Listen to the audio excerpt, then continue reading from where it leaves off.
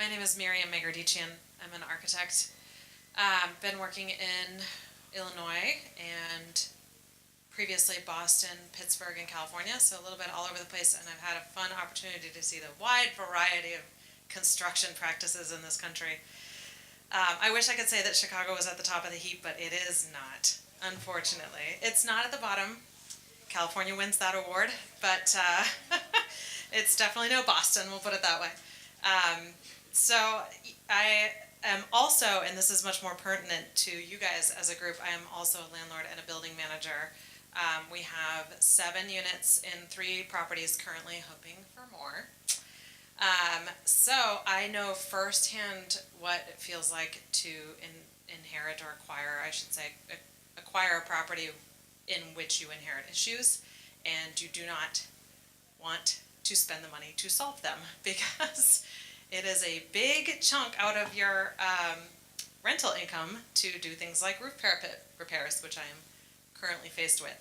So on one of our properties, we have a 3-flat. It's typical Chicago construction. It's a two wide masonry walls and a parapet, and we occupy, my husband and my daughter and I occupy the 3rd floor. And I've owned the building coming on 5 years, and from day one, I've known that I needed to do parapet repairs, and from day one, I've been like, you know, this old building will just take care of itself. I've seen so many of these things, you know. I used to work, I kind of cut my teeth in Boston on the townhomes in the South End. I'm not sure area, but they were built in the 1860s, and so kind of for the first chunk of years in which I was practicing, I was really getting to know these 140-year-old structures intimately. And what we always said was, it's been standing for 150 years, what could go wrong? And that works in Boston when you're working with 1,000-year-old wood that's been standing for 150 years.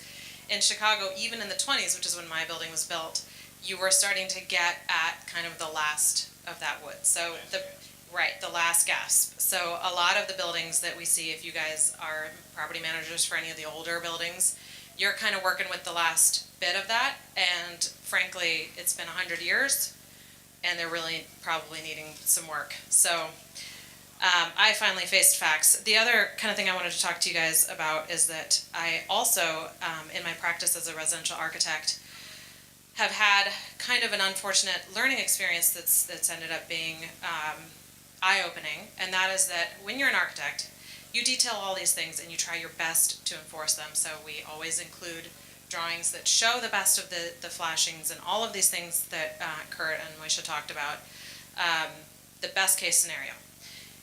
I am not always able to implement that on the job site because I don't always have 100% control, and the GCs in Chicago are not generally very well educated. And so they will tell you, this is how I've always done it. And I may not be there the day that they, do the flashings. I'm only there every 3 weeks. I go away, I come back, the masonry wall's built. So I don't know what flashings they put in there. I found that out the hard way when one of the projects I completed 3 years ago started taking on water. We opened it up bit by bit. The initial assumption from the GC was, it's all the architect's fault, you should sue the hell out of the architect. It was not my fault, thankfully. Turns out it was all the GC cutting corners. And we've been involved in reconstructing that project now we're just wrapping up, and it's been a 7-month odyssey. So the unfortunate thing is that the homeowner had to go through this. The fortunate thing, in a sense, is that it was a very good test case for exactly what can go wrong when flashings are not installed correctly and how quickly it happens. As an architect, you often think, okay, I'm doing my best, everyone's doing their best. If the worst case scenario happens and this building takes on water, it's going to be 10, 15 years. So you're kind of thinking, I really don't want to get that 15-year callback. I don't want to get that 15-year callback, right? It's not a 15-year callback. It is a 3-year callback. When we opened up that masonry wall, tiny errors, and I'm talking about things that were an inch too short here and there, we took down all of the masonry, pulled off all of the tieback behind, which, by the way, tieback is not supposed to be installed behind masonry. Nobody ever tells you that, so just FYI. Tieback should not be used at all. I'm just going to go ahead and say that. I am 100% anti-tieback. In our office, we no longer spec it, but that's a whole other thing. We pulled off all the tieback. Guess what the plywood looked like? It was a sponge. You could have wrung it out. all wet, all black with mold. We replaced 75% of the plywood sheathing all over the house. 3 years old. So your properties that you're managing that are 10 years old, if the flashings aren't right, you don't want to know what's hiding in the walls. It was a mold disaster. We had to. This was not the house, but this is what the sheeting looked like. Yeah, it looked like that. It was compost. It was mold. Was not ideal. So luckily that GC stood behind that one. We've done a full reconstructive process. We took that building down to the studs and addressed every issue. And one of the things that we found, which is really worth knowing, was that the masons had pretty much failed at every level of their flashing, right? So I'm not sure how much you guys know about your typical masonry cavity wall construction. Okay, so I'm seeing a no. There are 3 key areas to flash. Well, 4, but we'll say 3 on a standard. You know, if you picture a masonry veneer wall, which Kurt showed a picture of earlier, your backup structural element is either concrete masonry block, or it could be wood frame, depending on where you're building, or metal stud. And then there should be an air space, and then there's the masonry. So you need to see base flashing at the very bottom of that whole wall, and you need to see flashings over every window and every door. At any time there's a floor that comes across, and there's what's called a shelf angle at the floor that kind of pins that masonry in place. And then at the top, the parapet, there's supposed to be flashing that overhangs both sides of the wall. And Kurt had a great picture of one that was missing that earlier. So the brick wall comes up, you should see metal that goes straight across and then kicks over on both sides, and then the parapet coping. I would be willing to bet if any of you guys crawl up on the roofs of the buildings that you guys manage today, 90% of you will not see that, because it isn't done.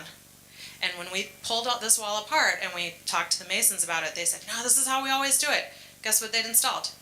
A metal piece of flashing, flat, straight across the top of that wall, shy of the outside by 1 inch on both sides. That metal was doing nothing. They wasted their time. They shouldn't have even installed it at all. It did nothing at all. And the entire wall had to be taken down and redone. The same, their base flashings were inadequate as well. And again, they were like, we've been in business 20 years. This is all we ever do. How many other buildings have those masons done that? And I see this on the job site over and over again. So you may be calling in people to do your parapet reconstructions, because a lot of the condo buildings are needing that. And the mason's going to come and say, this is how we always do it. Trust me, trust me, trust me. It's 40 years. I've been doing this 40 years. My son's in the business. I got it from my dad. And it doesn't matter. If they're not flashing correctly, you're going to have problems 5 years down the line. Once again, you're going to have to do a special assessment at your condo association. You're going to have to do it all over again. So this stuff is critical. The Wick-Wright products really help because they combine the flashing with the air ventilation, which is really the added bonus. It just sucks moisture right out of that exterior wall. We like to say that brick and concrete masonry are called reservoir materials, which is kind of an industry term, but it's a good term to think about, and it just means they're sponges. A lot of people look at a brick wall and they think, okay, rain hits that and comes off. It doesn't. Rain hits it, goes right inside. And in the old days, the way they were built, they expelled that moisture right out the lime mortar. Yeah, the sheer mass of the wall helped control Yeah. the moisture. And it would bake. If it was on the south or whatever, it would bake. It would kind of expel and it would take on water, get rid of it. Plus, people lived in the interior finishes were not as tightly done. You had plaster. No vinyl. Right, there's no vinyl. No vinyl. Right. So, and they were used to living in more moist environments. If you go in an older building, there's a little bit more moisture in the air because that wall is actually kind of breathing through. It's like when you go into a dank basement. Everybody's upstairs. My building actually is still like that because it's still that same way. But nowadays, the new construction, you come in, a lot of these condo buildings have been renovated all on the inside. All the materials are now tight. They do not breathe to the interior the same way. Sometimes they even install vapor barriers, which prohibit any moisture from coming in that way. And now you go down to the basement and you're seeing all of this efflorescence happening and on the outside of your brick, and you know that wall is just holding in that moisture, rotting things out, dumping it in your basement, and it just cannot breathe. So the Wick-Wright is a really elegant solution. I've become a real heavy proponent of the Wick-Wright products because it does 2 things at once. So it's a step above the cotton wicks that we were just talking about this is another thing you see all over your building when you have to have weeps. A lot of the old school mentality is just throw the cotton in there. Well, I've seen those things get junked up over time because that water comes through the wall and it carries sediment with it. And over time, those things stop working. Not only that, even At that time is like It's minimal. Right, that's the thing. It's like you think that time is 10 years, that time is a year. It's, my mind has been blown by how quickly this stuff happens. And the wick right is a plug in a hole that's too small. right. It's very old school. Normally I love old school, but in this case, modern is best. And if you're using a wick right product or a similar type of product that, you know, wick right combines a couple of things in one, so it's super easy to use and it saves you on the labor time. But if you were trying to assemble that kind of thing, you're getting airflow and venting at the same time. So if you're putting it at the base of the wall and at the top of the wall, it's double the power of your cotton weaves. So if you're redoing your lintels and you're building any of that, you stick these in. You don't even have to have the complete system because even the little components of it will already perform better than the cotton wicks. So it can be an incremental adjustment as well. Yeah, I'm actually, one last thing, because I know we need to get to the next one. I'm actually I'm having our parapets 5 years late. We're finally doing the parapet copings on It's never cheaper. my own building, and I am putting wick right in, so parapet, just the part of it's over. Okay.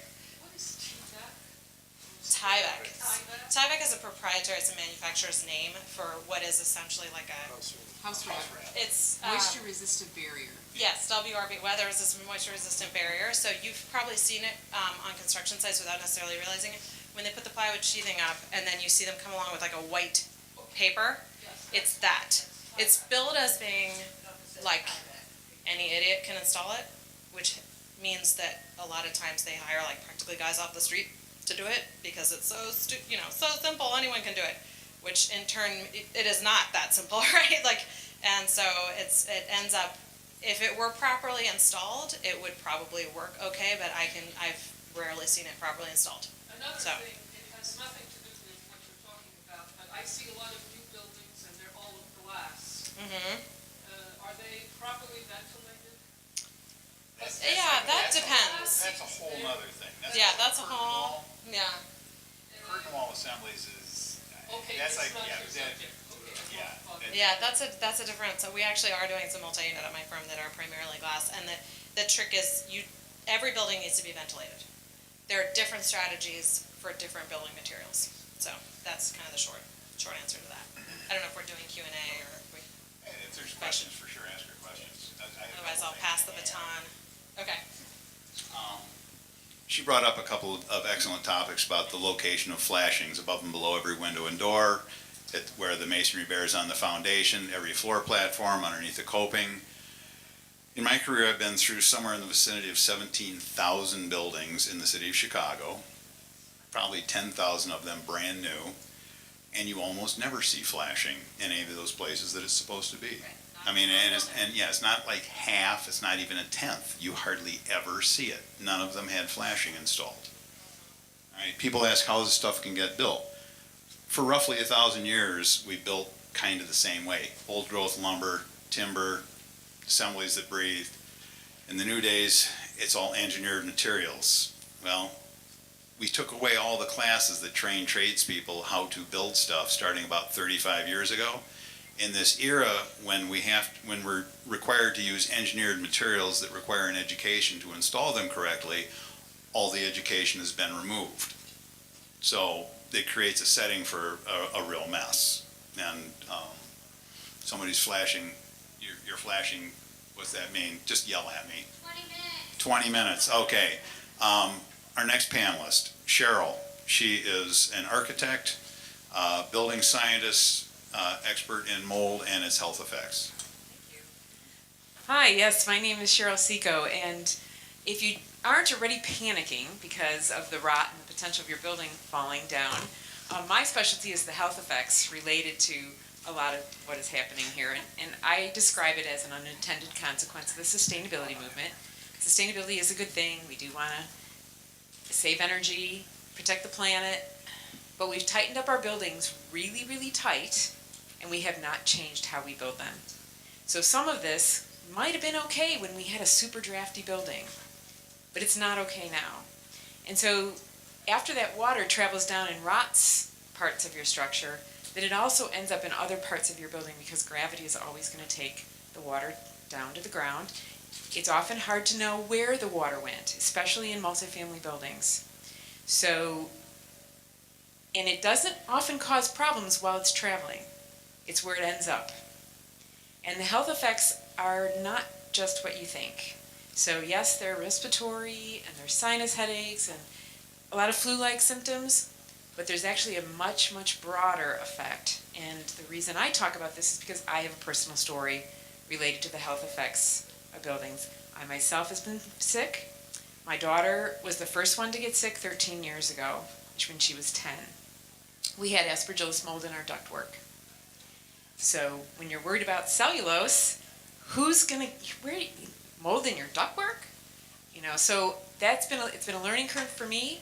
My husband ended up getting sick as well. We are recovering. My daughter is living in France and enjoying her life, so she has recovered. But the symptoms were different for all of us. So that's what I want to let you know is that, one, this isn't just a structural issue. It's a health issue. If the wood is structurally sound, it may not be safe for your air quality. And you don't always know what the impacts are on health right away. I have a theory that it's your bucket fills up. We have toxins everywhere we go. It's in the water, in the air, in the food. Our entire life, we're being exposed to toxins. At some point, our bucket overflows. And that's what has happened in my family. Everybody at a different time. My daughter is the most sensitive. Small children and older people are the most affected as well.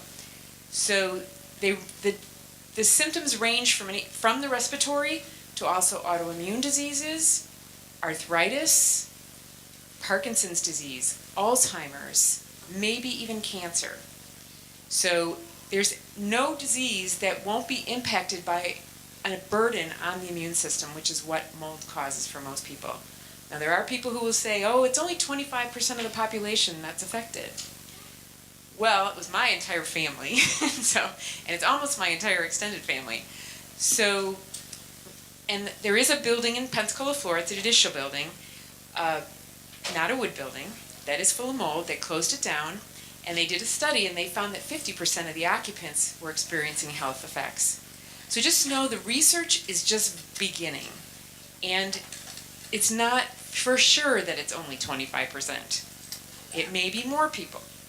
So I'm an architect. I'm not doing design work at the moment because my journey has led me to this place where I feel like it's my responsibility to share what the possibilities are. Also, because I'm an architect, that has been instrumental in us resolving my family's health issues. And I realize that it's hard to tell other people who don't have that background and hard for them to recover.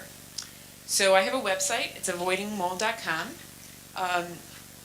And I also have a Facebook group, actually, that is over 800 people, or close to 800 people now in a year, of people with health effects related to buildings. I also am active on LinkedIn. I do think these products, so ventilation is important. So one thing that I will leave you with that has to do with ventilation, which we haven't talked about, is consider what we're actually actively putting into these roof spaces. The bathroom exhaust fans. I see it time and time again. Bathroom exhaust fans, that's warm, moist, humid air being exhausted into attic and roof spaces. This isn't going to work. I see that everywhere. The other mistake that I see over and over again, and I've seen this on multi-million-dollar houses in addition to lower income houses, exhausting bathroom vents out of soffit vents. The soffit is the overhang. So you have the overhang of the roof, and then the underside is a soffit. And the builders will tell you, and I have them tell me this, we do it all the time that way. We're just going to exhaust air out of there. But remember, what else are we doing in the soffit? That's part of your ventilation to draw air into the attic. That then needs to be exhausted higher up in a ridge vent. So if we go back to early science of grade school, warm air wants to rise. So what are the chances if we're trying to blow warm moist air out of the underside of something that also happens to be right next to a vent drawing air in, that's going to work? It's not, it doesn't. If you Google soffit moisture mold, something like that, and for Google Images, you'll see dozens of images of mold growing on the underside of sheathing just because the moisture content is so great. So if that's one tidbit that you can go away with and notice and pay attention to, in multi-story buildings, it's the same thing. I was talking to somebody earlier who's a masonry building, and the bathroom vents seem to be exhausting into the attic with nowhere to go after that. So it's a huge burden. So I'll let you guys have time for questions. Any questions? My website is avoidingmold.com, and you can find me there. I do consulting. I have clients all over the world, and multi-million-dollar houses, inexpensive houses, commercial buildings, and then informing people about these kinds of products like WICRITE. Yes. So, you brought up a lot of things that are in these buildings that everybody in here lives in. What do we do?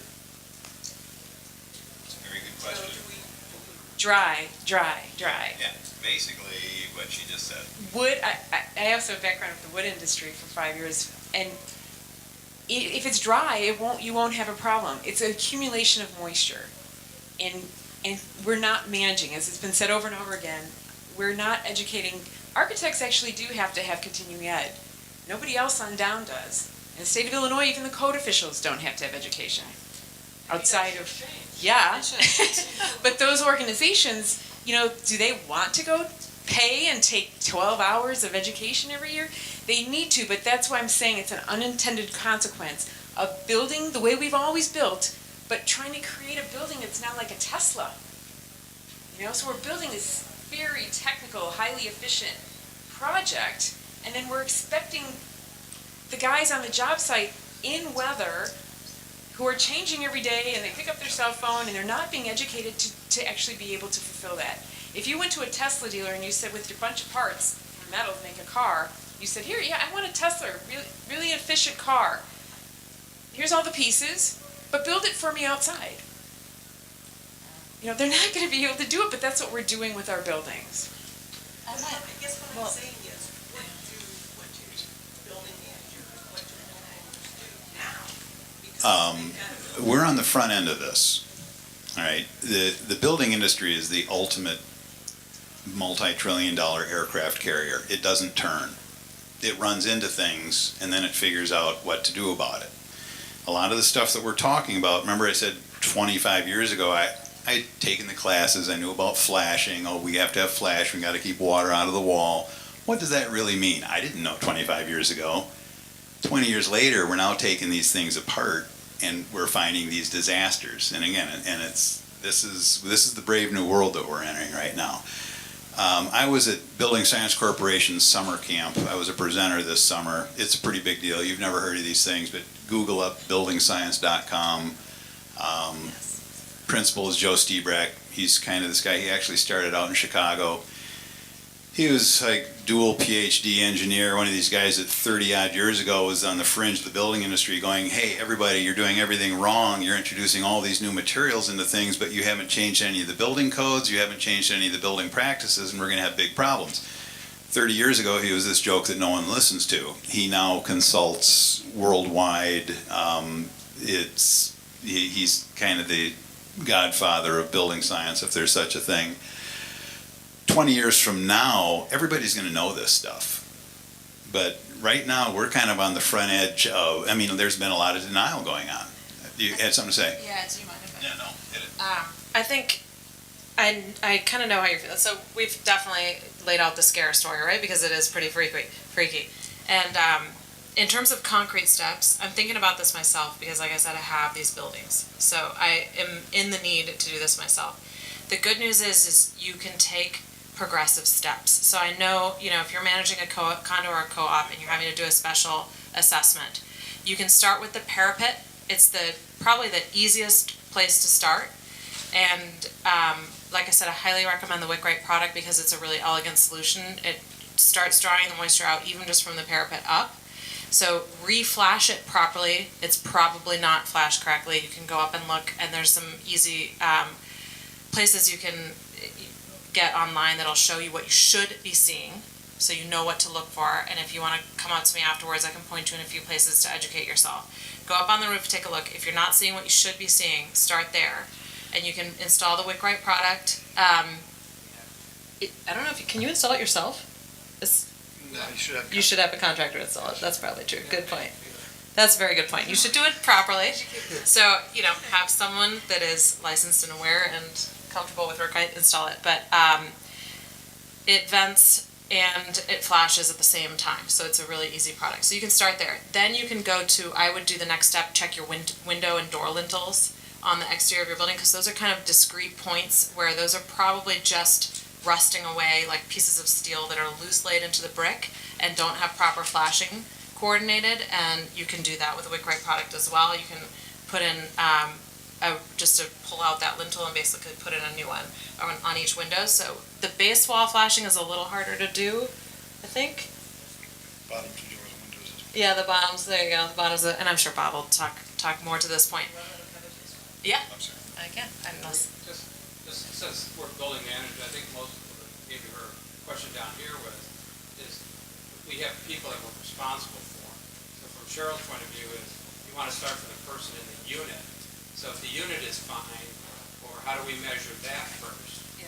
What's the humidity level? Because we're an electric building, we go down to humidity of 5% in the wintertime. Yeah, so I think that is the way to start. The question was, as building managers, When you run, what are you ring looking the for, I alarms. think? When do you ring the alarm? And that's where I come in. A lot of what I do is help people kind of do it yourself, figure out how to inspect to see if you do have a problem.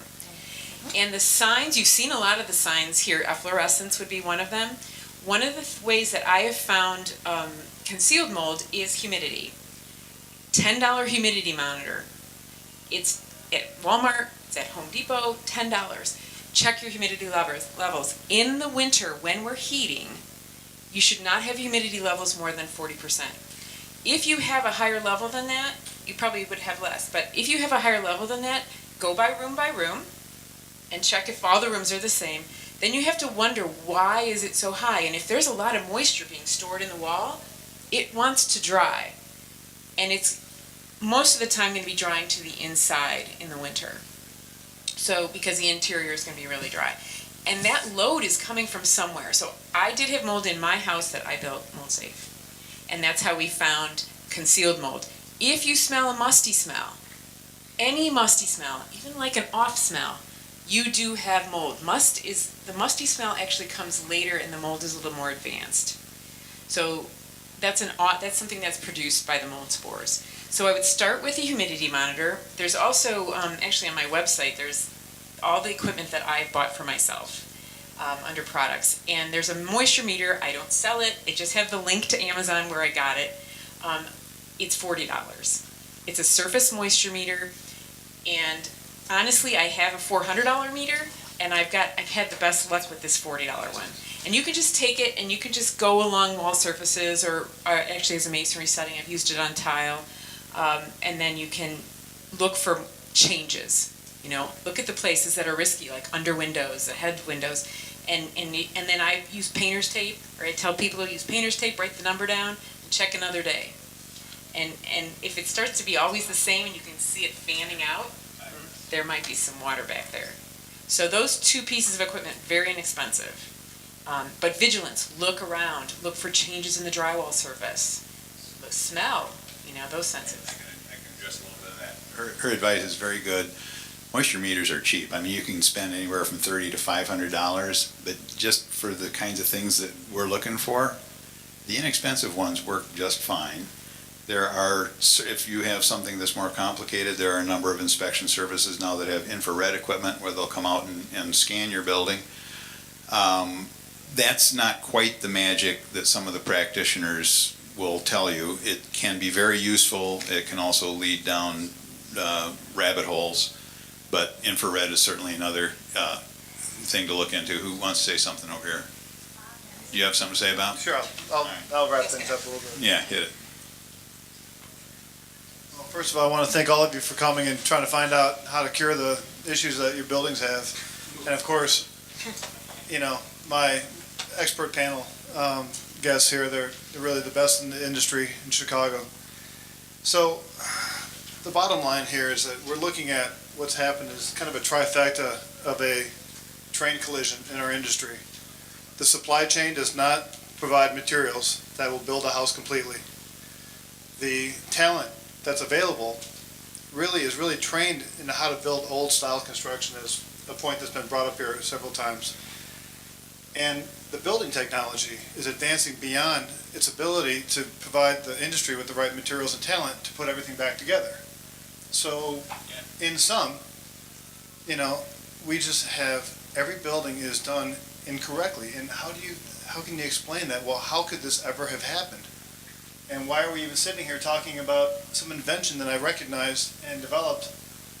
Why are we here doing this? This should have been done 50 or 60 years ago, right? It's Well- way goofier than civilians can comprehend. It's goofier than we can Right. comprehend. I started out in the 70s. I saw the last gasp of the old guys. Plywood was still a relatively new thing when I started out.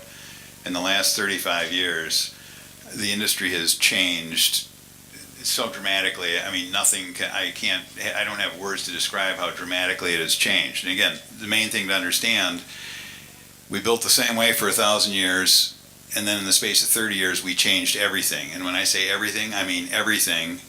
And when we should have been teaching people how to build with these new materials, these new engineered materials, all the education was removed. The union shut down the rope programs. Remember what was 31st and Kedzie, the old carbonic plant? They shut down their programs in the 60s. High school shop classes shut down in the 70s and 80s. Vocational classes out along the Skyway going toward Indiana, those great buildings on the right, that was all vocational training. Those things have been boarded up and used for something, I don't know. So anyway, in that 35 year period when we desperately needed education in how to utilize these new building materials, all education was removed. And a lot of people don't remember the history. There was roughly a 16-year period in Chicago where nothing got built downtown through the 70s and 80s. I remember it. Yeah, there was nothing going on. Right. There was building going on, a few things went on, and then 1992 came and everything turned upwards, and suddenly we're building thousands and thousands of buildings. And who built those buildings? Nobody that knew how to build with the materials that they were presented with. And it really is messed up. And again, I'm not trying to sound like I'm creating a fright story here or a disaster. These things are manageable. But the industry is not doing a very good job, and certainly the industry in Chicago is not doing a very good job of educating people on how to build. And I'm sorry, go ahead.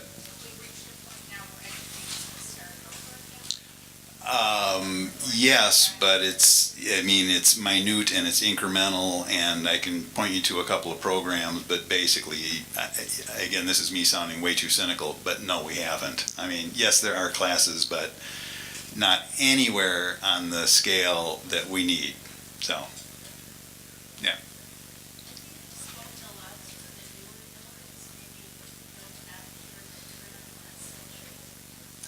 Newer since 2000 or newer since 1900? Okay, okay.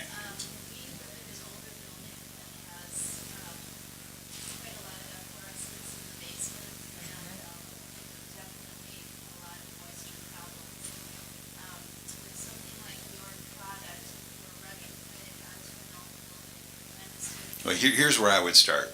I own 100-year-old properties. I grew up in a house built in 1850. Before I could answer your question intelligently, I'd have to look at your specific building. There's lots and lots of stuff that I haven't touched on here because it's a vast subject. Something as simple as tuck pointing your building with the wrong mortar could be causing that problem. Do you know how many buildings in Chicago are tuck pointed with the wrong mortar? All of them. All of them. Right. And you know who's teaching people how to tuck point with the wrong material? Local 82. They're teaching their own people the wrong things. We know this. The building codes are wrong. God bless the folks that work at City Hall, but they're missing in action. I could go through the circus of, CCBD, the Chicago Buildings Department. I mean, they don't know what's going on. We've lobbied them. They're not a source. So again, for your specific building, you would want to hire a good moisture management specialist that would come out and look at everything. And maybe Wickrite products could be integrated in some useful way. So. I'm sorry? mortar, boy, this is, I'll quickly go down a short rabbit hole.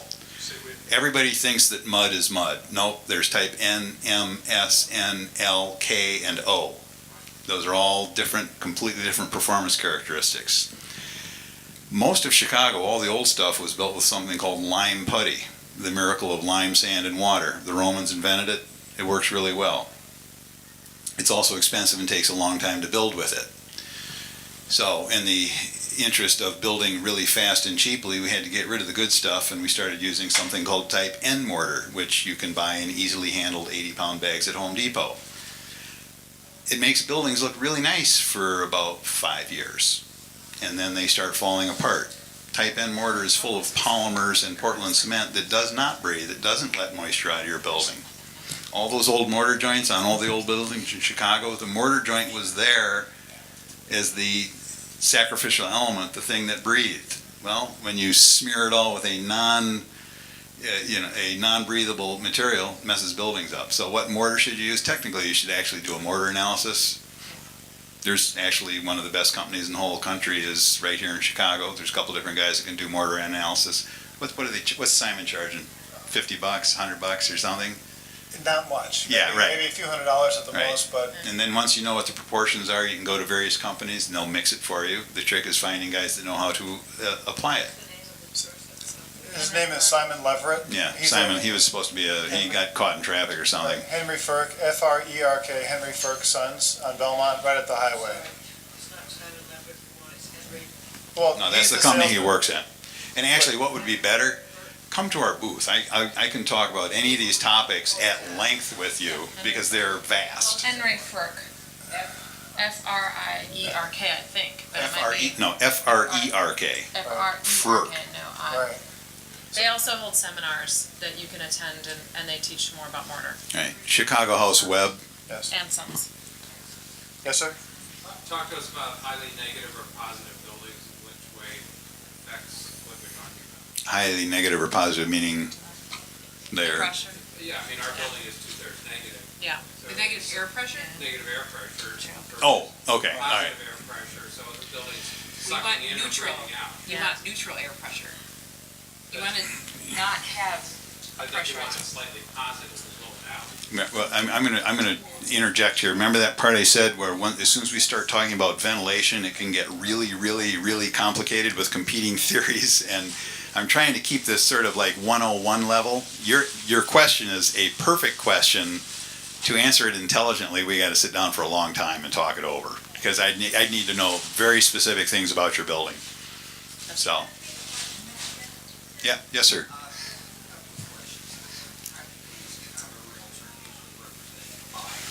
Yeah.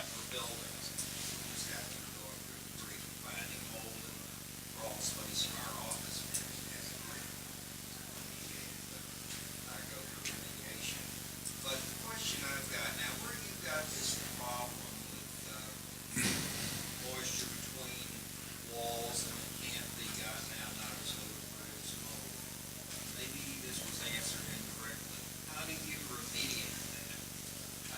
Is my main question. And then secondly, a question along that line, are there people that are inspectors? And I know enough about inspectors to know not everybody has to be totally trained in findings, this type of thing. Are there inspectors who are? Another one of those rabbit hole questions. Excellent question, but long and deep. There are mold experts that know something, and there are mold experts that are idiots. And how do you determine the difference between the two? Here, Cheryl.